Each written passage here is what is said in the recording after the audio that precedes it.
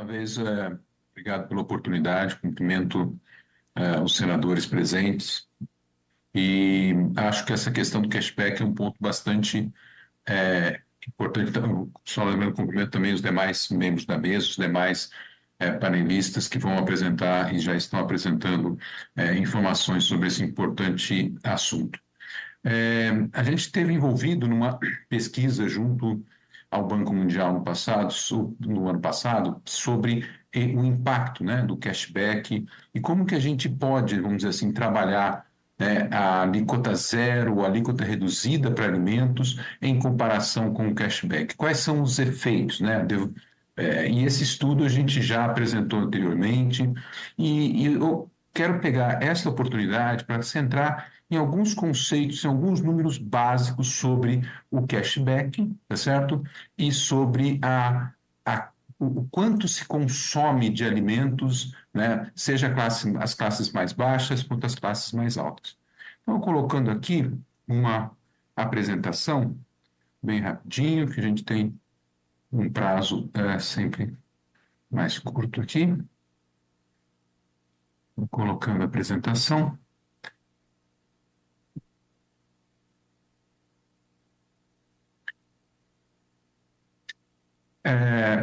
Então, começamos aqui, por favor, se puder. Isso, já estou vendo que está apresentando, a apresentação está aparecendo. Então, o que a gente pega para trabalhar com esses dados aqui? Quais informações a gente procura utilizar?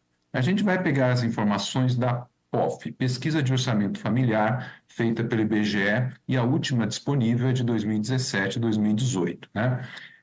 E aqui a gente tem as faixas de rendas das famílias. A POF é a Pesquisa de Orçamento Familiar e ela diagnostica, né, ela pesquisa o quanto as famílias gastam em tudo, né, desde alimentação, passeios, automóveis, todo que é orçamento familiar e o quanto ela gasta por cada um dos itens, dividido por faixa de renda. Então, é uma pesquisa muito importante para a gente poder medir o impacto do cashback. A gente começa aqui dizendo quais são as faixas de renda que a pesquisa, uma das faixas de renda que a pesquisa escolhe. Então, começa de rendimentos mais baixos, né, de famílias com até R$ 2.635. Eu estou corrigindo o valor das faixas de 2018 para cá através do IPCA, e aí eu tenho uma população de 45 milhões aqui, e, por outro lado, aqueles que estão lá na ponta, né, são os mais ricos, né, que ganham mais de R$ 32 mil, equivalente a 5 milhões de habitantes. O total da população considerada aqui que a gente está falando é de 207 milhões de habitantes.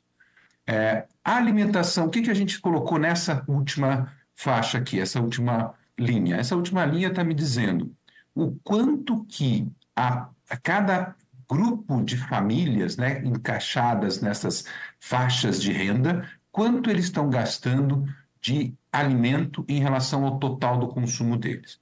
Então, você olha aqui, nas classes mais baixas, você tem 18% do consumo concentrado em alimentos. Nas classes mais altas aqui, a gente tem 5% do consumo concentrado em alimentos. Então, lógico, isso é intuitivo, isso está demonstrado aqui.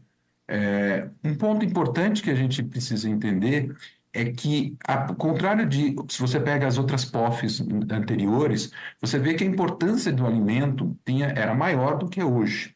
Hoje a gente tem o consumo, mesmo das classes mais baixas, muitas vezes, o consumo, por exemplo, de compra de parcela de pagamento de motos ou mesmo bicicletas que eles usam para o trabalho, às vezes são mais importantes, por exemplo, do que o consumo de arroz e feijão. Só para vocês terem uma ideia que o perfil do consumo também é um pouco diferente hoje.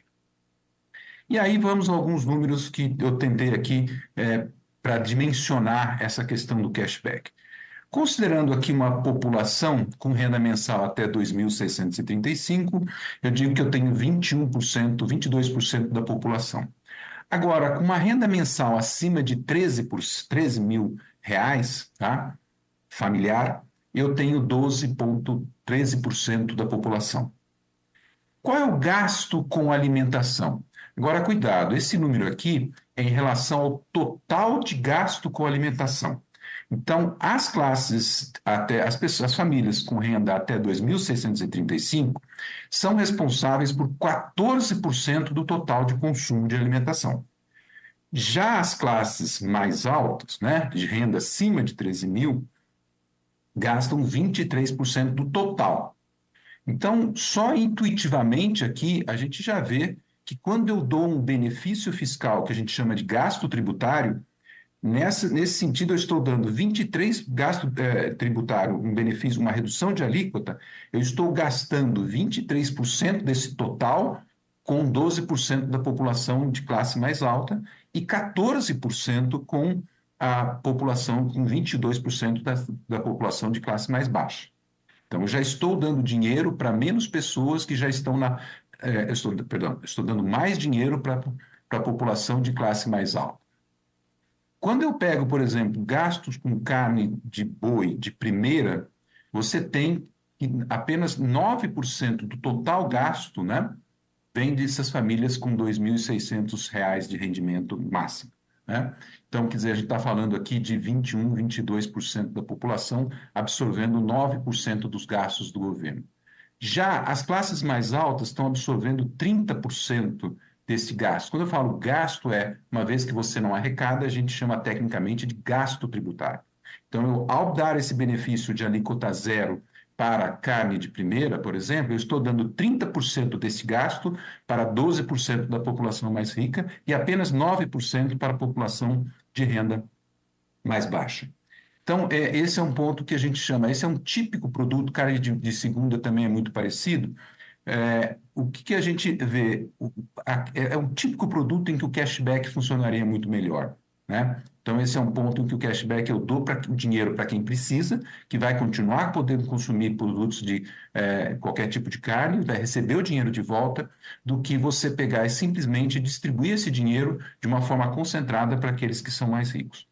Caso o exemplo do frango, poderia até se justificar uma alíquota reduzida ou uma alíquota zero. Por quê? Porque o frango tem uma boa parte do total do consumo realmente fica com as classes mais baixas e as classes mais altas consomem menos. Então aí você até pode fazer um balanço, né? Ó, talvez carne de boi pode ir para alíquota zero, desculpa, para o cashback, e carne de frango talvez para uma alíquota reduzida ou alíquota zero.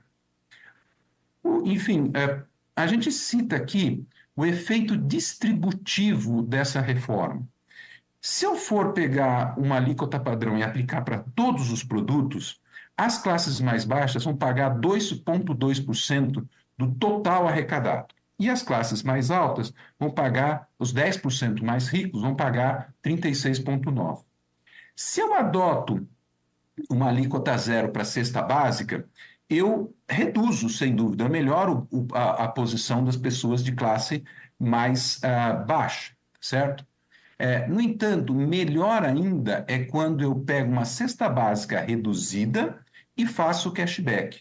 Aí a classe mais baixa realmente vai ficar com 1,2 apenas do total arrecadado, enquanto que as classes mais altas vão pagar mais, como deveria ser feito. E a gente tem uma segunda, uma outra observação entre a diferença da alíquota zero e o cashback. O cashback, ele devolve o dinheiro à população, então ela recebe esse dinheiro na conta dela, ela vê a redução da alíquota. No entanto, quando você tem uma redução de alíquota somente, pesquisas feitas na União Europeia, em vários outros países, nos últimos 10, 15 anos, têm fartamente demonstrado que a redução das alíquotas de IVA, de Imposto sobre Valor Adicionado, não são repassadas aos preços, ou são pouco repassadas aos preços, e muitas vezes alimentam os lucros das empresas, né, como também estão demonstrados, tal conclusão está demonstrada nessas pesquisas, nesses dados. E é importante a gente entender que isso não é um julgamento moral aqui, não. É um mecanismo de mercado mesmo que acaba gerando essa conclusão.